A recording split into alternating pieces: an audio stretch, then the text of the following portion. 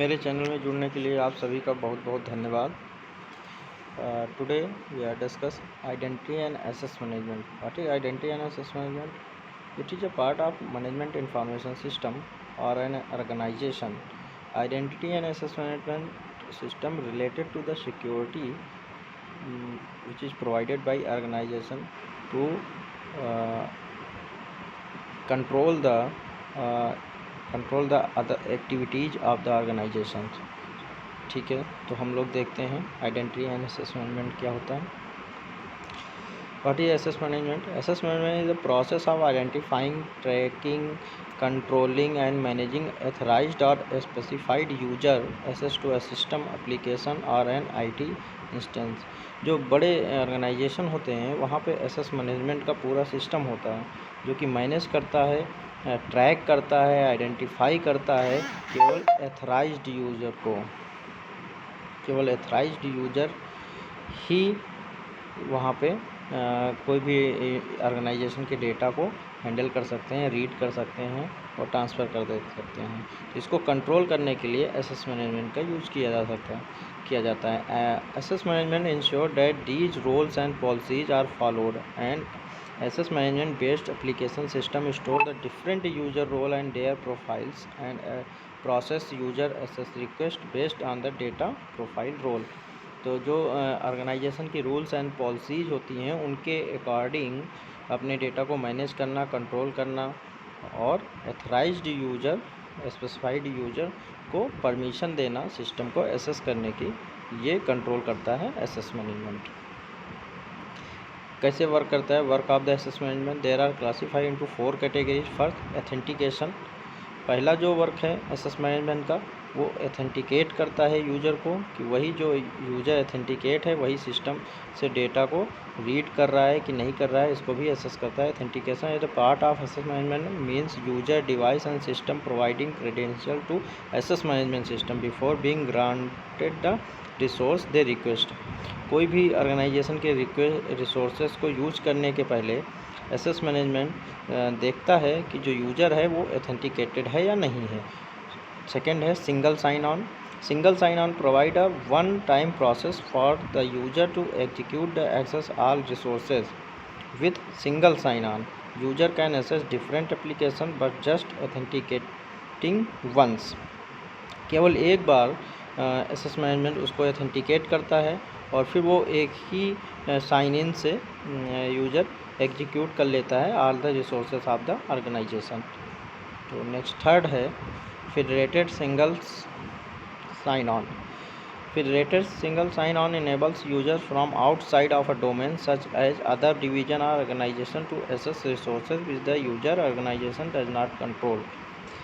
Actually इस type के जो यूज़र्स होते हैं उनको कंट्रोल, जो ऑर्गेनाइजेशन है, ऑर्गेनाइजेशन की जो पॉलिसीज़ हैं वो जो डिवीज़न के बाहर डोमेन को यूज़ करते हुए वो ऑर्गेनाइजेशन के रिसोर्सेज को यूज़ करते हैं, तो उनको बोलते हैं federated single sign on. Like example है कि in case of hostel application federal single sign on allow to user to access the externally hosted application without the need to remember and provide account credentials. Next है privileged access management. It provides access management service for user with elevated resources privilege, typically meaning system administrator. These users need to perform tasks that can expose sensitive resources. IT security best practice call for limiting exactly with each system administrator is tries to do. मतलब it is a part of privileged access management. वो user होते हैं जिनको एथराइज्ड किया जाता है, मतलब एक सिस्टम एडमिनिस्ट्रेटर की तरह वर्क करते हैं. वो यूज़र होते हैं जो कि डेटा को यूज कर सकते हैं, वो एसेस मैनेजमेंट उनको भी कंट्रोल करता है. नेक्स्ट है what is identity and access management. अब आइडेंटिटी एंड एसेस मैनेजमेंट दोनों बहुत वर्ड अलग अलग हैं. Identity and access management but it is a part of an organization जो कि यूज़ किया जाता है. आइडेंटिटी का मतलब है एथेंटिकेशन प्रोवाइड करना. एसेस मैनेजमेंट क्या करता है, कंट्रोल करता है, आइडेंटिटी उसे ऑथेंटिकेशन प्रोवाइड करता है। An identity and access management system define and manage user identities and access permission. तो जो एसेस परमिशन की बात आती है वो एसेस मैनेजमेंट ग्रांट करता है, एंड आइडेंटिटीज प्रोवाइड करने के बाद आइडेंटिटी मैनेजमेंट करता है। तो user of IAM include customers and employees.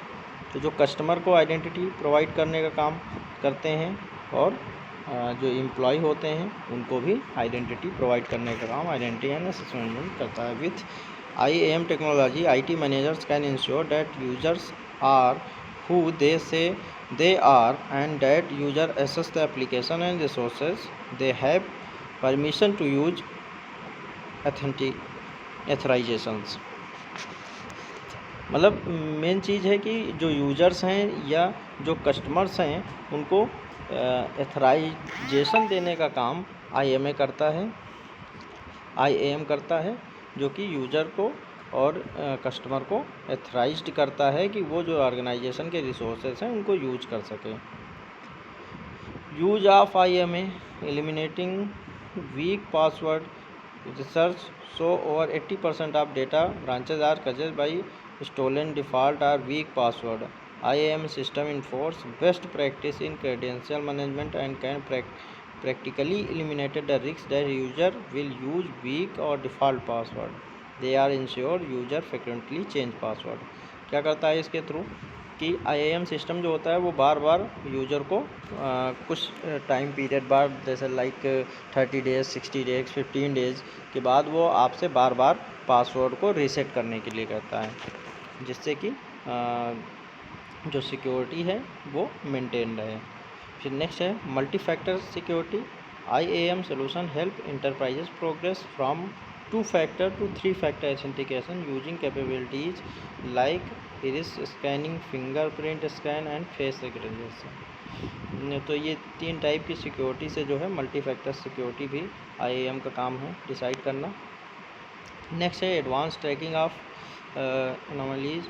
Modern IAM solution go beyond simple credential management and include technologies such as machine learning, artificial intelligence, and risk-based authentication to identify and block anomalous activities। तो जो other activities हैं, जो net से activities हैं, जो virus की तरीके activities हैं, इनको भी वो ट्रैक करता है और उनको रिमूव करता है या स्टॉप करता है। Mitigating insider threats। A growing number of branches is caused by insiders।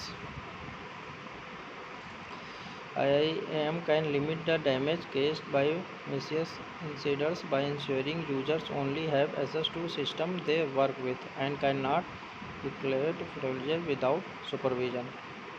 तो जो IAM है वो जो इस टाइप के थ्रेट्स हैं उनको भी कंट्रोल करता है, मैनेज करता है, रिमूव करता है, जिससे कि कोई भी सिक्योरिटी को हैक ना कर सकें। Advantage of IAM improve security.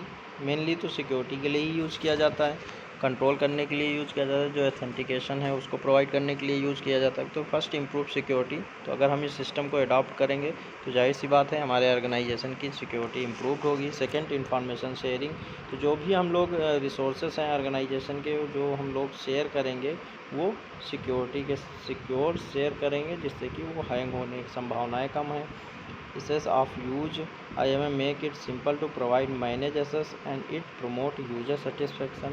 तो ये क्या करता है, ये इजीली एक्सेस हो जाता है, मैनेज करता है और यूज़र को सेटिस्फेक्शन प्रोवाइड करता है। कॉन्स ऑफ, अब हर चीज़ के कुछ ना कुछ कॉन्स भी होंगे, जाहिर सी बात है इसके भी कॉन्स हैं। तो क्या कॉन्स हैं? Password problems. क्या करता है, नॉर्मली ये 15 डेज़ 30 डेज़ 40 डेज़ में पासवर्ड को रीसेट करने के लिए बोलता है। तो यूज़र के सामने प्रॉब्लम्स ये आती है कि वो बार बार पासवर्ड को रीसेट करे तो उसको याद करना पड़ता है। तो हो सकता है कभी पासवर्ड को फॉरगेट भी कर जाए, तो यह याद करना उसके लिए एक मुश्किल टास्क है।